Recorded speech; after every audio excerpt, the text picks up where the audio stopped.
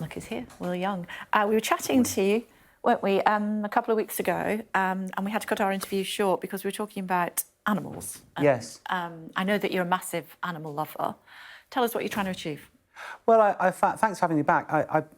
I found out a couple of years ago, to my shock, and I think maybe the viewers will be shocked, that still up to 2,000 dogs in the UK are tested on, a year. So I drove up to this place, which is a legal puppy farm called MBR Acres, and handcuffed myself to the gates. There I am. Yeah. I know, in my dad's coat. And there he is, look at him. And because I just thought people really need to know about this. I was so shocked.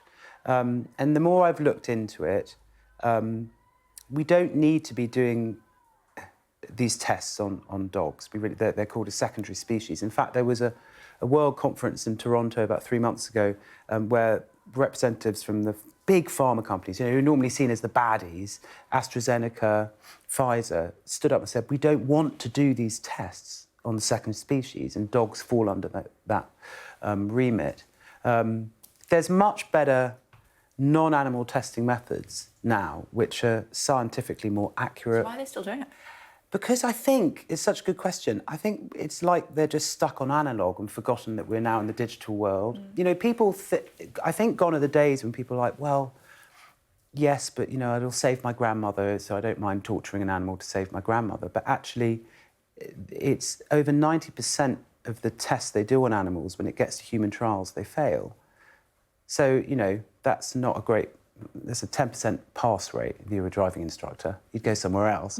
You know, non-animal testing methods, over 90%, they pass, they go on. So I'm launching a petition, parliamentary petition, asking for the immediate ban of testing on dogs. I mean, you're a dog lover, I'm a dog lover. And I've seen the conditions that those dogs are in. And by the way, the kind of things that they do to those dogs, they don't just send them out to over 120 labs, including universities. They bleed them out for the whole of their lives on site. They harvest them for their blood. No painkillers. You know, it's pretty monstrous. And the worst thing about it is it's just not needed, because these non-animal testing methods are so much better, so much quicker, so much more efficient. So how do people get involved?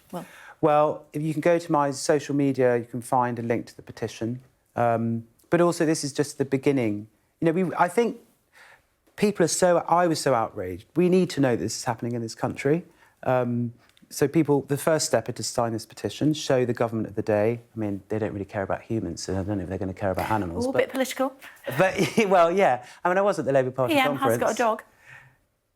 Yeah, great. Well done, him. Yeah. I mean, don't get me started. But, you know, Conservatives don't have a great history on animal welfare.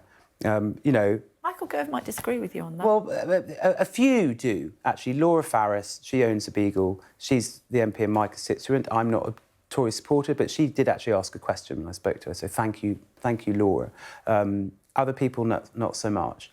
I mean, I don't know if anyone saw the picture of Suella Braverman standing on a dog's tail. That pretty much says it all. Party conference. Amazing. You know, picture says 1,000 words. But please go to my social media. Guide dog, actually. Find the petition, sign it, and show the government of the day that we are a nation of animal lovers. And then it's about diverting funds towards NAMs. You know, stopping them testing on animals for bleach, household products, foods, and then, you know, setting a timetable. Hopefully Labour will do that, or the next government will do that, to stop testing on animals, full stop. Why did you get involved? Because you love animals, because I can't. Obviously. I love animals, and I can't bear...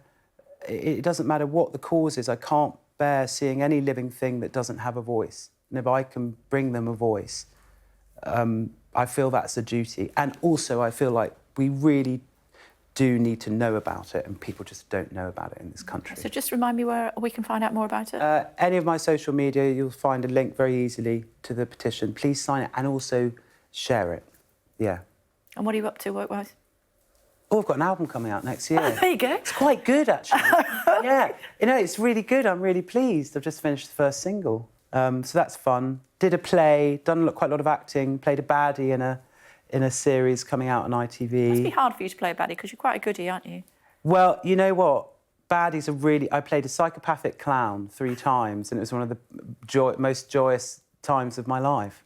So I think baddies are more fun to play. I think I'm a good person deep down, yeah, but baddies are fun to play. Yeah, I can pick that up. You're a good person as well. Thank you for having me on. Not everybody agrees with you on that one, but I do my bit. No, but you hold people to account. I do. I like that. Oh, thanks. Yeah, mutual appreciation You society. do. It's all about this. We're in a good working democracy. You've got to hold people to account. Exactly that. Come back when you want to talk to us in more detail about the album. Thank you. It's nice to see you. Thanks a lot. And it wasn't the dog's fault last night, it was your fault. I won't tell you what happened, but there was a mess, put it that way. But it was my fault. There you go. It's good to see you. Thanks for coming in. Thanks.